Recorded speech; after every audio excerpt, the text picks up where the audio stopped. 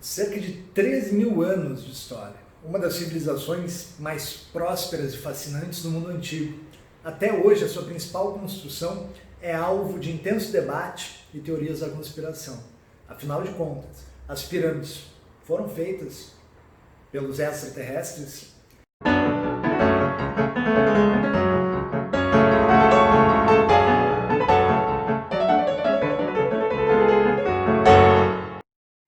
Salve galera, eu sou o professor Fábio Vietti, aqui do Decifrando a História, e essa é mais uma aula no nosso curso de História Geral para o Enem e vestibulares. Galera, dando continuidade aos nossos estudos sobre história antiga, esta videoaula irá abordar as particularidades do Egito Antigo.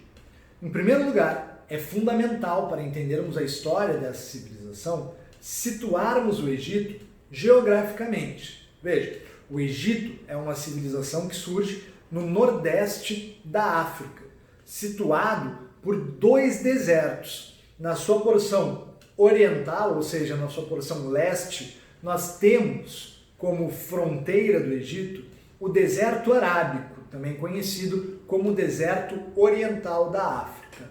Na sua porção ocidental, a oeste, a fronteira do Egito esbarra no deserto da Líbia. Aqui, galera, a gente já tem um elemento muito importante da aula de hoje.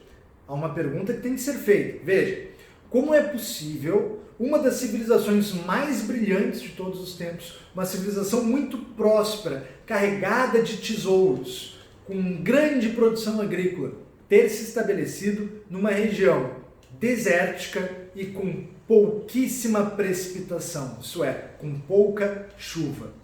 A resposta a isso, galera, é justamente a existência do rio Nilo. Anota isso no teu caderno, isso é recorrentemente cobrado pelos vestibulares. Só é possível a existência do Egito graças ao rio Nilo e às suas cheias. Povo, o rio Nilo é o rio mais extenso do mundo. Ele possui cerca de 6.852 quilômetros de extensão e as suas cheias são extremamente regulares. Elas se desenrolam entre junho a dezembro.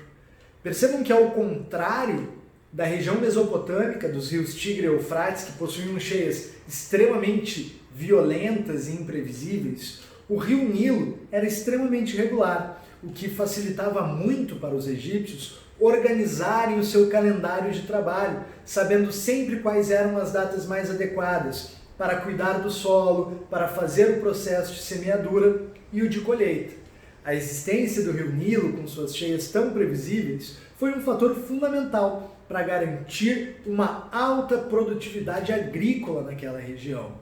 A importância do rio Nilo para o desenvolvimento do Egito, ela foi brilhantemente resumida na frase do primeiro historiador de todos os tempos, o grego Heródoto, que disse que o Egito é uma dádiva do rio Nilo. Galera, percebam que para analisar essa frase, nós temos dois caminhos, duas perspectivas. Em primeiro lugar, é claro, temos que destacar o alto poder de síntese dessa frase. Ao dizer que o Egito é um presente do rio Nilo, o Heródoto, em uma frase extremamente curta, ele resume exatamente a relação fundamental para o Egito da existência desse rio.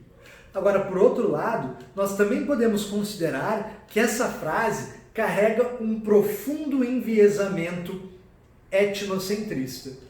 Heródoto, tal como os gregos, acreditavam que todos aqueles que não fossem helênicos, que não compartilhavam da cultura grega, eram bárbaros, ou seja, não civilizados.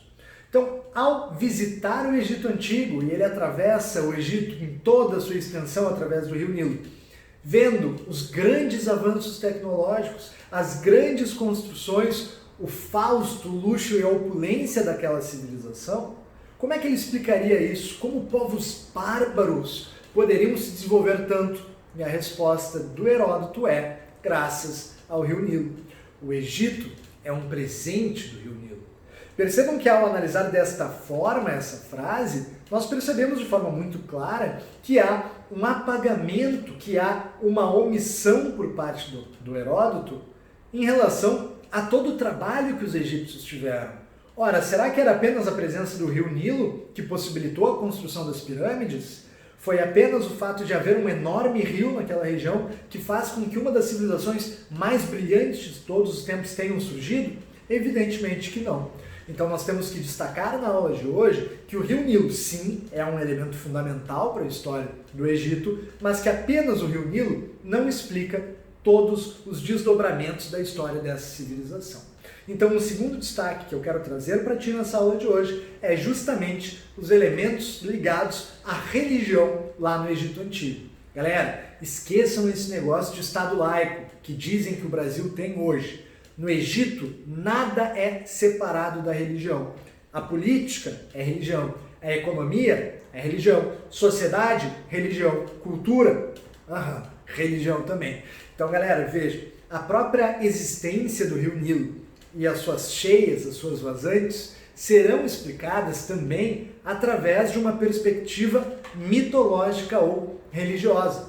Segundo nos contam as lendas do Egito, haveriam dois grandes deuses, que eram irmãos e marido e mulher, Ísis e Osíris.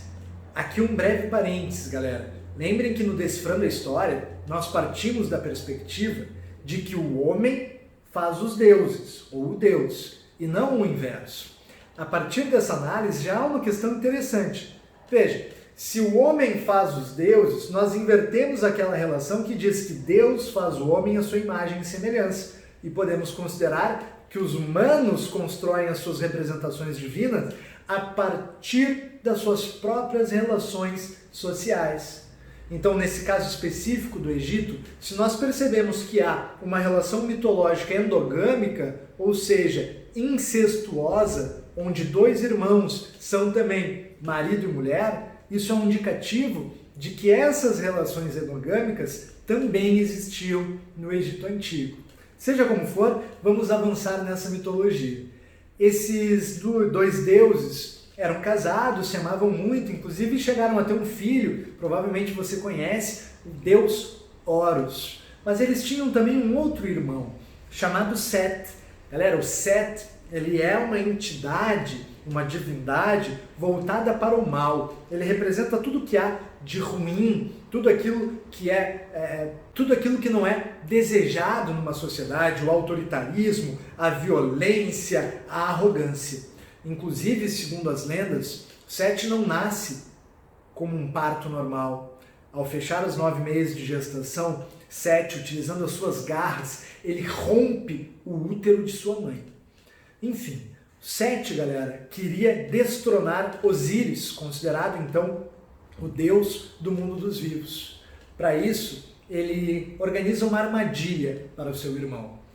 Ele organiza uma grande festa, convida todas as divindades do Egito para participar. E aí, no meio dessa festa, tocando sertanejo universitário e toda aquela sofrência, o pessoal tomando sua cervejinha, aliás, a cerveja foi criada e inventada no Egito Antigo. A eles que devemos o líquido precioso. Mas muito bem, no momento que estamos todos já um pouco mais soltos, tomando aquela cervejinha, Sete aparece com um enorme e belíssimo cofre. Um cofre cheio de pedras preciosas, belíssimo. E ele anuncia aos deuses: quem entrar nesse cofre e couber perfeitamente, pode levar o cofre para casa. Vai ser um presente meu. Aí é claro, né, galera? Começa uma romaria. Várias divindades tentando encaixar nesse cofre. Um não consegue porque é muito magro, o terceiro muito gordo, um muito baixinho, o quarto muito alto. Até que finalmente o deus Osíris tenta a sua sorte. E ao entrar no cofre, ele cabe perfeitamente. Sete tranca esse cofre quando Osíris entra e lança o cofre nas margens do rio Nilo. Quando Ísis fica sabendo disso, devastada, ela percorre de sul a norte o rio Nilo até encontrar partes do corpo de seu amado devorado em parcelas jogados por todo o rio Nilo. Ao perceber a morte do seu marido, Ísis se debruça sobre o rio Nilo e chora. Ela chora de dia, ela chora de tarde e ela chora de noite. O choro de Ísis é tão profundo, é tão sofrido e é tão violento que ao final da última noite de prantos de Ísis, o rio Nilo começa a transbordar. Na sequência dessa mitologia, que é muito interessante, Ísis, com a ajuda de Anubis, vai conseguir ligar as partes do corpo de Osíris e trazê-lo novamente à vida, mas agora como o rei ou o deus do reino dos mortos e não mais do reino dos vivos. Galera, que pese o fato dessa mitologia ser muito interessante, o que eu quero destacar para ti? Por que eu estou te contando ela? Vejam que o elemento mais fundamental no cotidiano, no dia a dia, na vida e na existência do egípcio, são as cheias do rio Nilo. E como é que eles explicam isso? A partir de elementos religiosos. Então, o que dará sentido, o que dará ordem à vida política, econômica e social desta civilização?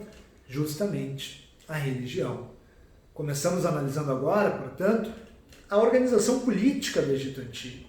Uma organização política baseada numa forte monarquia teocrática, uma monarquia, como vimos na aula de modo de produção asiático, cujo poder vem de Deus para o governante. O que legitima o poder do governante é a religião e não o povo.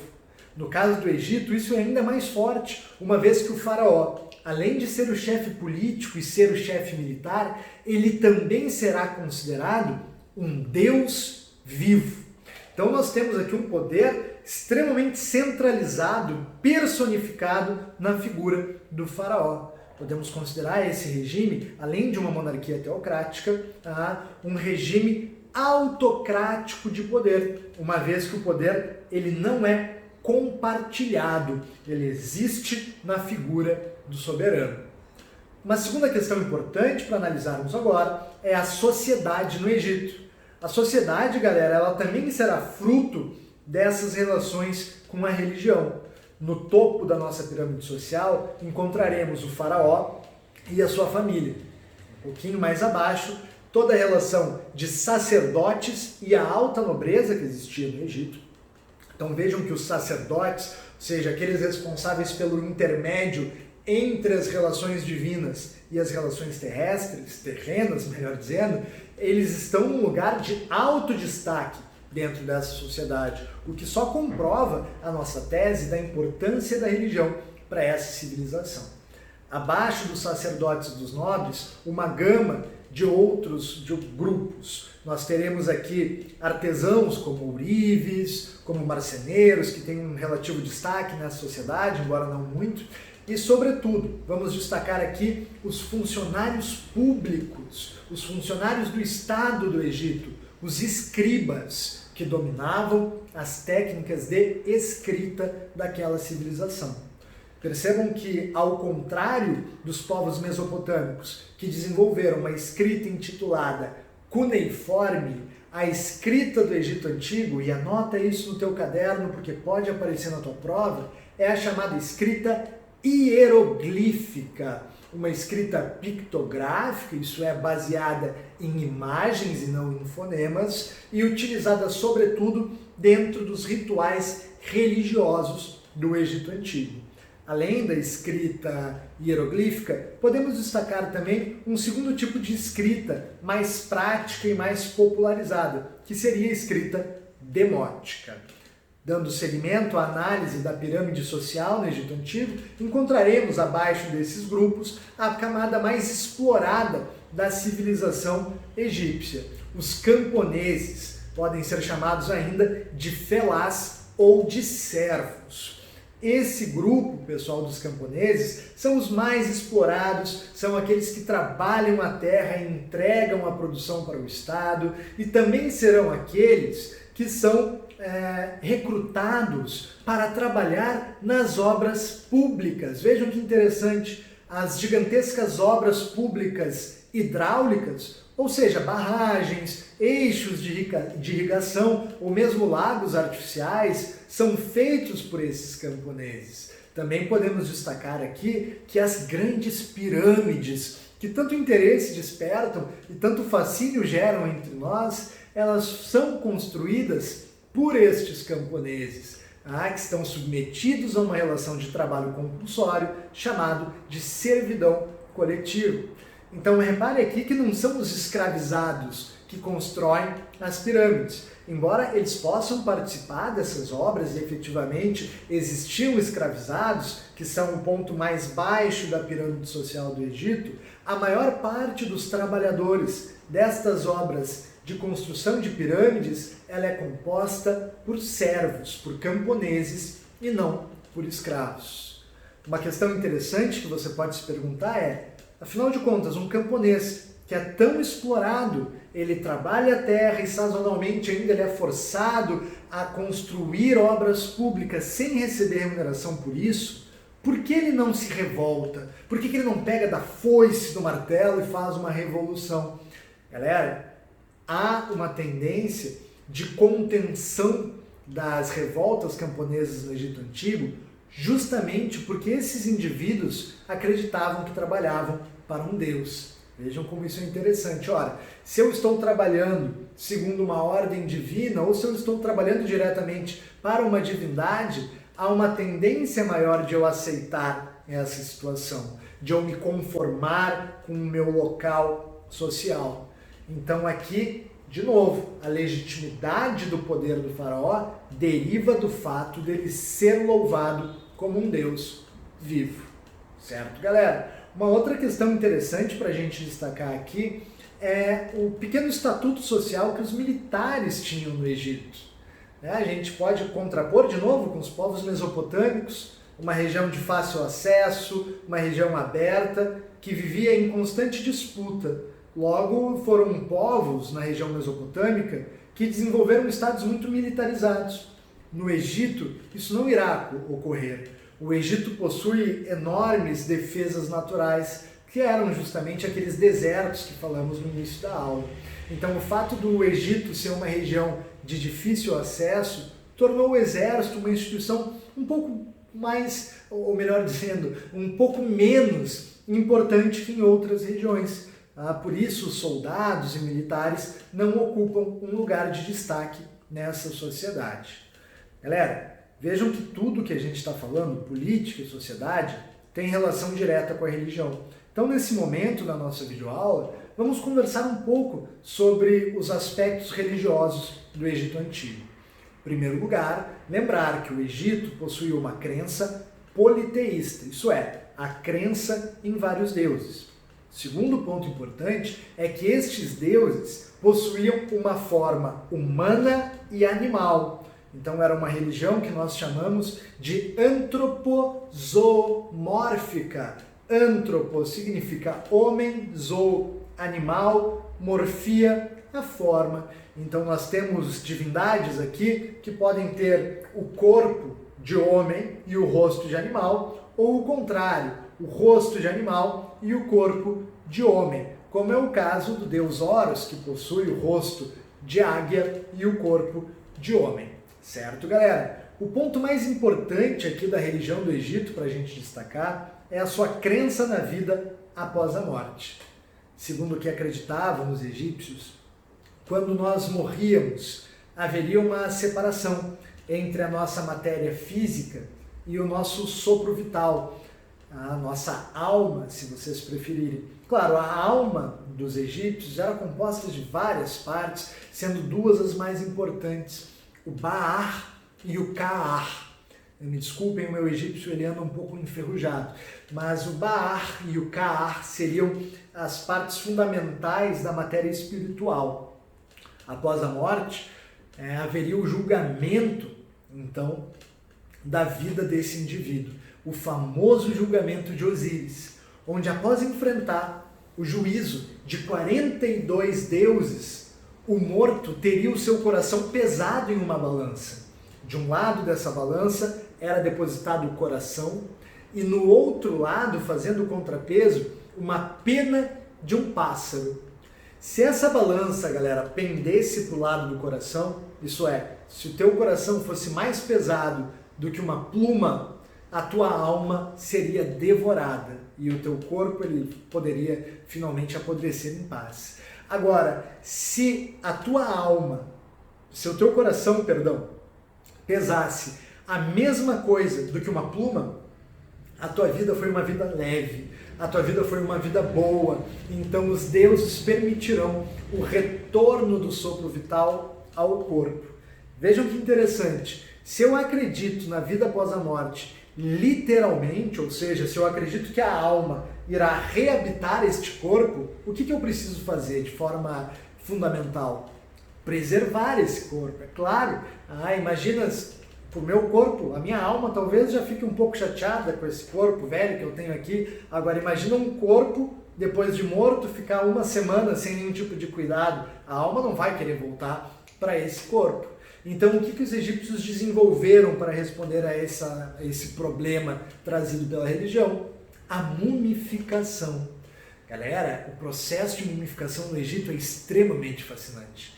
Eles retiravam todos os órgãos do corpo do mumificado para evitar o apodrecimento dessa matéria orgânica.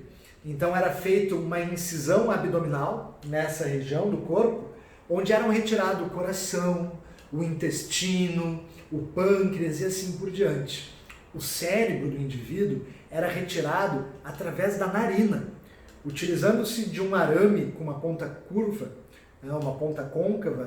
O cérebro era raspado e saía inteiro pelo nariz com o auxílio de um enxerto ácido que era colocado também através da narina. Depois de limpar essa parte interna do corpo, galera, eram enxertadas tecido como linho, palha dentro do corpo para manter a sustentação, do contrário o corpo se dobraria, uma vez que estava oco, e eram espalhados ungüentos à base de ervas aromáticas e medicinais que funcionavam como formol. Após todo esse processo, finalmente o corpo era enfaixado e ficava com a constituição que nós conhecemos dos filmes de Halloween, das famosas múmias. Galera, eu trouxe aqui imagens para vocês observarem o quanto era eficiente esse processo de mumificação. Nós estamos falando de múmias, pessoal, que têm aproximadamente 4.000 anos. Mumificações feitas em 2.300 anos antes de Cristo. E reparem como elas estão bem preservadas, como é possível notar ainda a cartilagem, os dentes. Se vocês repararem bem, é até difícil de dizer o que está mais preservado, se é a múmia ou o professor Guilherme Rita. Galera, o trabalho de mumificação levou aos egípcios um grande desenvolvimento da medicina, sobretudo os conhecimentos vinculados à anatomia. Inclusive, dentro do próprio pai da medicina, o Hipócrates, considerado o pai da medicina ocidental, nós encontramos aqui uma grande influência dos tratados anatômicos feitos pelos egípcios. Muito bem, agora que nós mumificamos o faraó, percebam que esse processo de mumificação, galera, ele é extremamente complexo, portanto ele não era barato. Podemos concluir a partir disso que essas relações de mumificação, no geral, elas ficam restritas ao faraó e à sua família e, posteriormente, também entre a nobreza e os principais sacerdotes.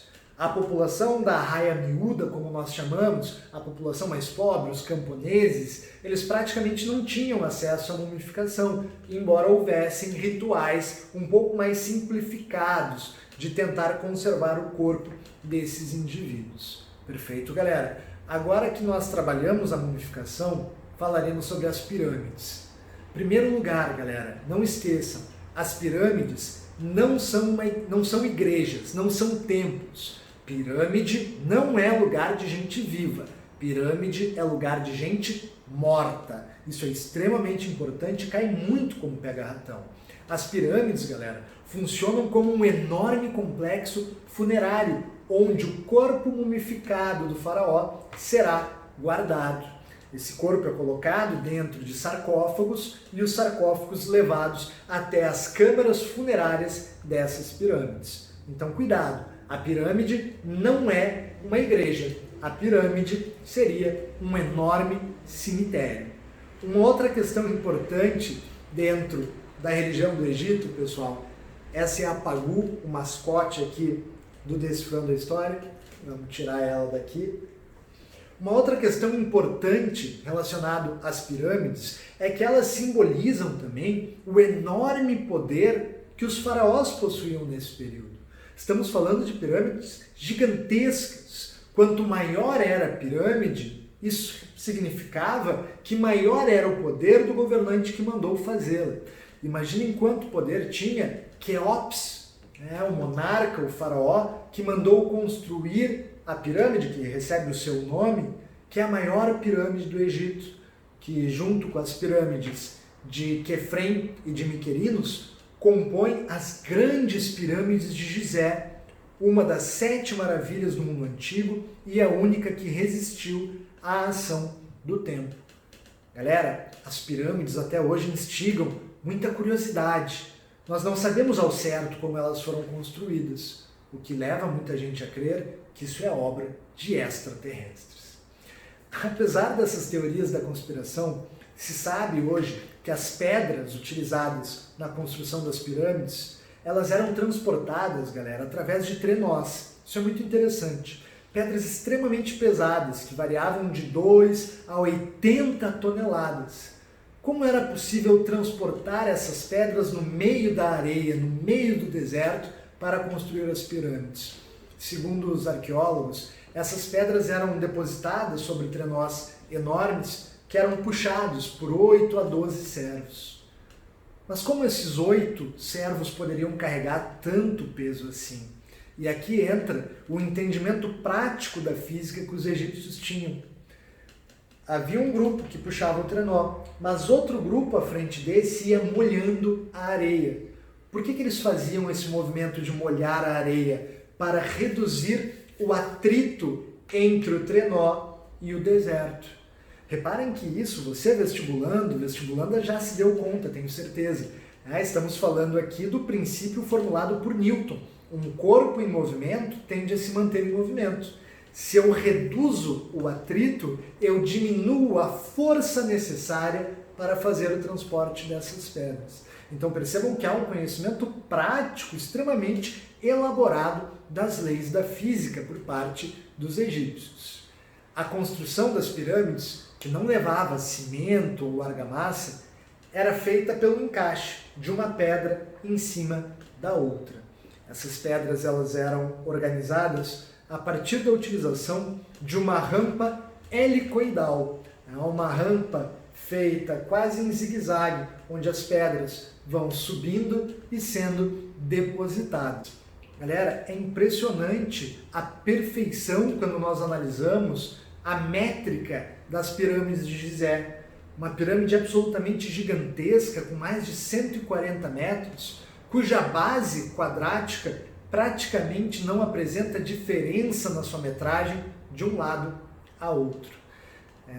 Essas características espetaculares das pirâmides levam muita gente a talvez acreditar que isso é força de extraterrestres, de alienígenas, de ETs fazendo as pirâmides. Mas cuidado, pessoal. Reparem que existem outras obras arquitetônicas, outras construções também fascinantes e extraordinárias, também feitas em períodos muito recuados no tempo, com pouca tecnologia. Podemos citar aqui, rapidamente, a Catedral de Notre Dame, podemos citar aqui os incríveis castelos medievais europeus. E reparem que nesses exemplos não existem teorias de que essas são obras de alienígenas. Perceba que, de forma talvez inconsciente, ao imaginar que as pirâmides do Egito são obra dos ETs, nós estamos, de certa forma, reproduzindo aquele comportamento citado pelo Heródoto. A gente não acredita que uma civilização da África, de tanto tempo atrás, tenha podido construir algo tão impressionante. Isso acontece, galera, em grande parte, porque nós somos bombardeados por informações da África que resumem e reduzem esse continente a um continente marcado pela pobreza, pela fome, pelas guerras e por doenças. Repare que quase todos os filmes que nós vemos com uma temática africana, eles irão ter como pano de fundo ou o exotismo dos animais e da flora, como savanas, o deserto do Saara, ou então o pano de fundo são os conflitos, a pobreza e a miséria. Vejam que eu não estou aqui dizendo que nada disso existe na África. É evidente que a África é um continente marcado por todas essas situações sociais. Mas, como diz a escritora nigeriana Chimamanda Adichie, nós temos que ter cuidado com essa forma de construção de uma imagem sobre a África, porque nós reduzimos o continente africano a um estereótipo. E o problema do estereótipo não é que ele seja falso, mas é que ele é incompleto. Nós temos que pensar na África para além de todos esses problemas. Nós temos que enxergar na África um continente que, apesar de ter passado por séculos de exploração do homem branco e do homem europeu, um continente com inúmeras riquezas culturais, com grandes avanços tecnológicos e um continente tão extraordinário que foi, sim, fundador das pirâmides há 2.300 anos antes de Cristo. Galera, para a gente encerrar a aula de hoje, cuidado, um último pega-ratão. Se aparecer uma alternativa para vocês, algo dizendo assim, a história da religião no Egito Antigo foi marcada por, alternativa A, sempre ter sido politeísta. Isso é falso. Muito cuidado com esse detalhe, pessoal. Nós podemos sim dizer que a marca da religião no Egito era o politeísmo. Entretanto, nós temos um monarca chamado Amenófis IV, que quando era faraó, instituiu uma reforma religiosa, a reforma monoteísta. Ele irá proibir o culto aos outros deuses, sobretudo o culto ao deus Amon, e institui a obrigatoriedade do culto único ao deus Atom, o deus do disco solar. O próprio Amenófis IV irá mudar o seu nome. De Amenófis IV torna-se Akhenaton, aquele que louva ou aquele que serve Atom, o deus do disco solar. Galera, como nós já vimos, tudo no Egito é religião. E é evidente que essa reforma religiosa, ela não teve impacto na vida da população no Egito. Veja, eu acredito a minha vida inteira que existem vários deuses. Aí surge uma lei que diz, na real, tu está errado. Será que eu vou acreditar nisso e vou abandonar minhas crenças, que eram as mesmas do meu pai, do meu avô e assim por diante? Evidentemente que não. Crença, costume, hábito, galera, nada disso se altera por força de lei ou de decreto. O elemento importante dessa reforma religiosa não é especificamente a religião, e sim uma questão política. Vejam, galera, Amenófis IV sofreu uma oposição muito grande de sacerdotes do deus Amon. O deus Amon, galera, era um deus muito cultuado no Egito Antigo e que recebia muitas oferendas. Portanto, quem cuidava dessas oferendas eram os seus sacerdotes. Essas oferendas poderiam vir em forma de animais, de alimentos ou mesmo de ouro e prata. Logo, os seus sacerdotes eram sacerdotes muito ricos. E quem tem poder econômico tem poder político. Ao eliminar o culto ao deus Amon, Amenófis IV provavelmente tinha por objetivo eliminar a influência política desses sacerdotes. O fato é que após o seu reinado, após o reinado do faraó Amenófis IV ou Akhenaton, se vocês preferirem, essa reforma é posta de lado. E mesmo seu filho, Tutankhamon, o faraó menino, ele irá reconduzir o Egito ao politeísmo. Então, cuidado. Lembrem sempre que há uma pequena experiência monoteísta no Egito durante a sua história. Galera, essa foi mais uma aula aqui do Decifrando a História. Se tu gostou do conteúdo, não te esquece, deixa o teu like aqui no vídeo, compartilha com teu pai, com a tua mãe, compartilha com teu amigo que acha que os ETs fizeram as pirâmides e ajuda o Decifrando a História a chegar a um número cada vez maior de pessoas. Um beijo do sono e até uma próxima aula.